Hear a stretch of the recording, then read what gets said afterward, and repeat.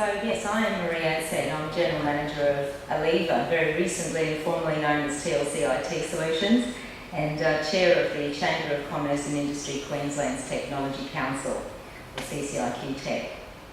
I thought it might be helpful today to take a moment and explain the context in which I'm offering today's response to the Queensland Government's ICT Action Plan.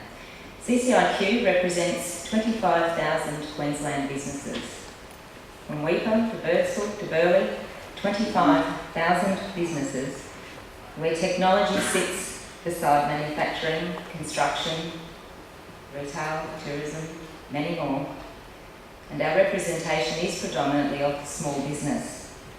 However, we actively acknowledge and support the economic imperative of diversity in business, and we understand the value that diversity of choice brings to the broader economy. CCIQ is about active listening, and so we listened via our inaugural digital readiness study. And this is what 700 Queensland businesses had to say. There is a disconnect between business and the enabling technology providers. It's what we call the digital divide. It's real, it's widening, and there's a distrust developing for the technology industry. So CCIQ Tech, of which I was the founding chair in February, was created with the Chamber of Commerce with a very simple agenda: to bridge the digital divide. And in just 7 months, CCIQ Tech has already made some game-changing moves. As business enablers, we in the technology industry need to recognise that we have a responsibility to shift the way we think, to shift the way we listen, and to mobilise in response as a mature and professional industry. So in relation to the renewal agenda, I acknowledge this very important morning for the Queensland Government and for Queensland business, including the technology industry of which we here are a part, both large and small. Put simply, Queensland business welcomes the action plan. Like all plans, success will be measured by its implementation and its execution. For this to happen, Queensland Government must be 100% committed. We, the industry, are so ready to step up there to the plate and smack this out of the park. We have the capability, we have the capacity, and here we all are collectively supporting this initiative.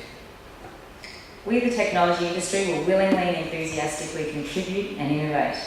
And I'm confident that we can stand together, shoulder to shoulder, both large and small, and bring our specialist skills, our products and our services to enable this vital renewal agenda. We can't go another round on this. We can't afford the time. This plan has to be funded, it must be fully supported, and the Queensland Government has to be ready, willing and able to influence the broad cultural change required for implementation of this action plan for it to have a chance. We, Queensland business, welcome the action plan for its recognition that government does not need to do the things that don't need to be done by government. We welcome the action plan for its acknowledgement that government must step out of the way to make room for the private sector. This is an opportunity for really good economic progress by freeing up capacity for service delivery by the private sector and creating markets in areas where markets may not have previously existed. So by embarking upon a committed, funded renewal agenda, the Queensland Government will take a lead role in the issue of outsourced technical skills and capability. This will actually in turn influence the business community and open up further opportunity for us as the technology industry. Right now, the best examples of digital champions we see are in the private sector. These are businesses who get that their relevance in the market depends on the best use of available technology in order to revolutionise the way they do things. This is about smart innovation in a business outcome context, and I'm talking about the what-ifs and the Domino's pizzas of Queensland.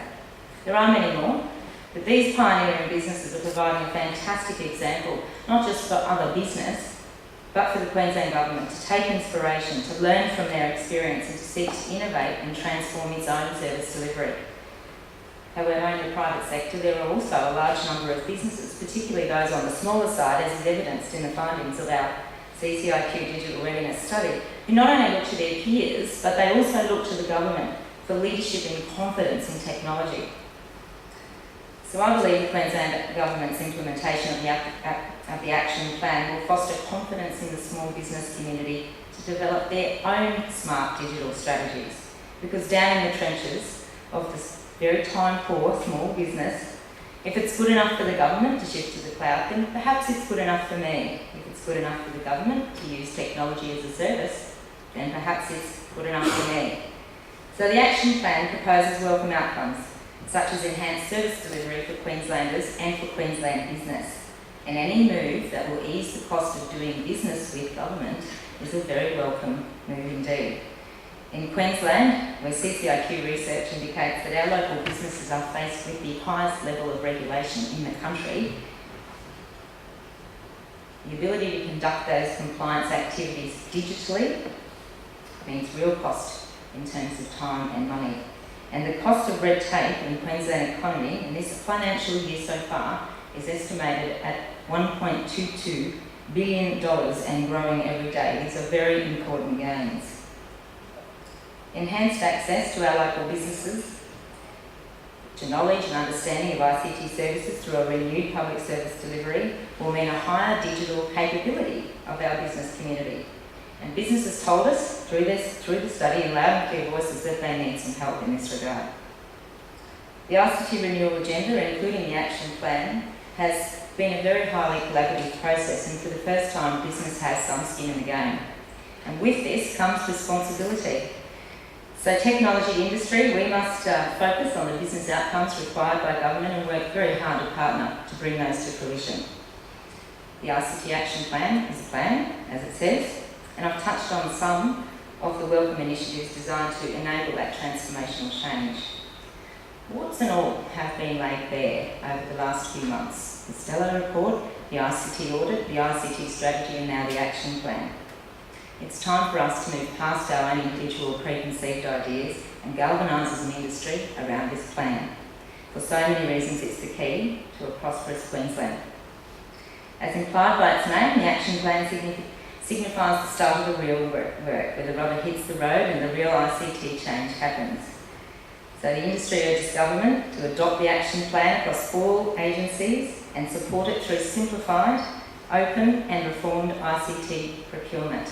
This is the central piece of the puzzle that will be necessary for industry to play a truly collaborative role in the ongoing successful implementation of this plan. So on a final note, I would like to call on my industry colleagues to fulfil our responsibility and continue in the ongoing professionalisation of our industry. And Minister Walker, I thank you for the opportunity to present this response to the ICT Action Plan.